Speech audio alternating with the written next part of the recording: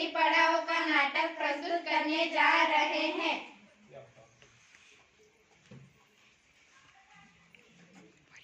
મારું નામ પ્રીતિબેન ઉમેશભાઈ પટેલ છે। હું આ નાટકમાં બેટીનો રોલ કરી રહી છું। એમનું નામ રોશનીબેન હિતેશભાઈ ગાવિત છે, જે આ નાટકમાં મારા દાદાનો રોલ કરી રહી છે।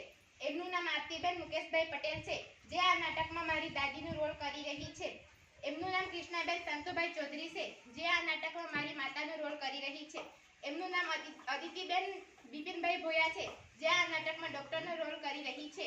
એમનું નામ હિનાલબેન મહેશભાઈ પટેલ છે, જે આ નાટકમાં ટીચરનો રોલ કરી રહી છે।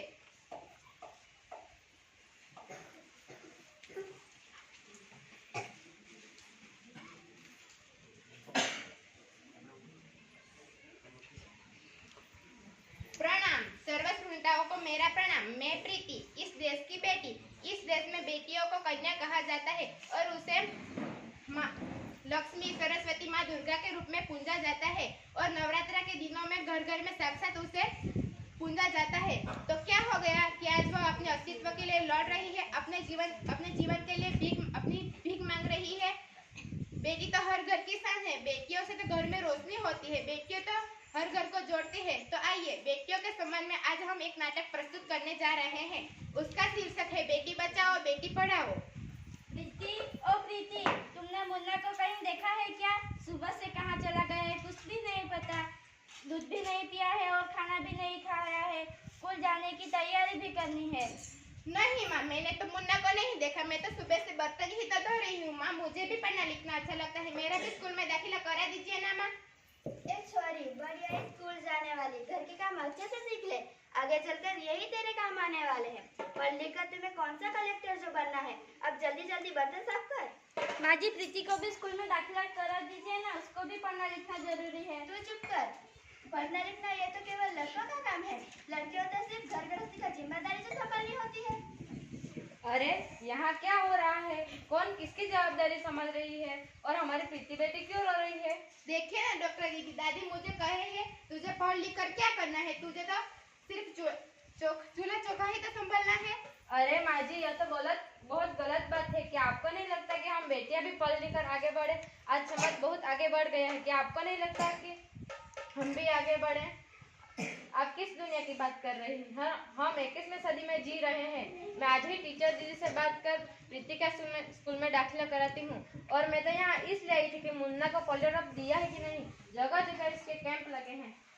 अच्छा हुआ बहन जी आप आ गए। अब मुन्ना को पोलियो ड्रॉप भी दे देंगे और मैं मुन्ना को स्कूल तक भी छोड़ाऊंगी। अच्छा प्रीति, अब तुम रोना नहीं, तुम भी जरूर स्कूल जाओगे और एक दिन मेरे तरह बहुत अच्छी डॉक्टर बनोगी। ठीक है बेटा? बहू, जरा एक गिलास पानी तो लाना। अभी आई बापूजी।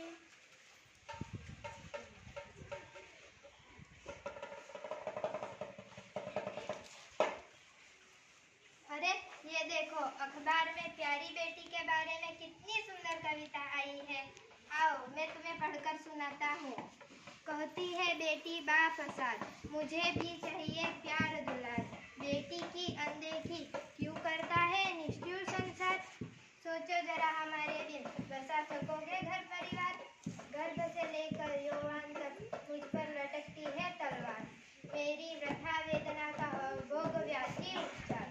जब जग में माँ ही न होगी तो तुम जन्म किससे पाओगे। जब तक घर आंगन में बहन ही न होगी तो किससे रूठोगे, किसे मनाओगे। जब दादी नानी ही न होगी तो तुम्हें कहानी कौन सुनाएगा।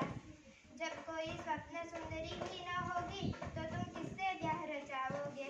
जब घर में बेटी ही न होगी तो तुम किस पर लाड लुटाओगे। जिस दुनिया में स्त्री ही न होगी उस दुनिया में कैसे रह पाओगे।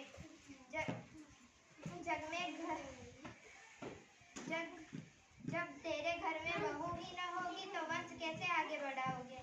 हाँ तो कैसी लगी भाग्यवान कविता, है ना मजेदार? कहे कि मजेदार, मुझे नहीं आई पसंद।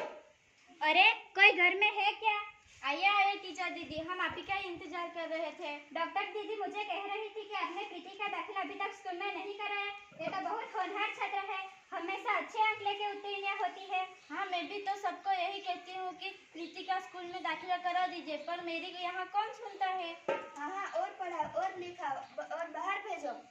और फिर कुछ गलत सलत हो जाएगा तो फिर मुँह छिपाने की कोई जगह भी नहीं मिलेगी। अरे माँ जी, आप पढ़ाई की बात कहाँ ले जा रही है? प्रीति को अभी 10वीं तक तो पढ़ाई करने दीजिए, आगे की पढ़ाई के बारे में हम बाद में सोचेंगे। हाँ, हम भी अवश्य प्रीति को स्कूल भेजेंगे और खूब पढ़ाएंगे। मैं मेरे जैसा अनपढ़ नहीं रहने दूंगी, उसे खूब पढ़ाऊंगी। कल आप प्रीति को तैयार रखना, मैं उसे लेने के लिए आऊंगी।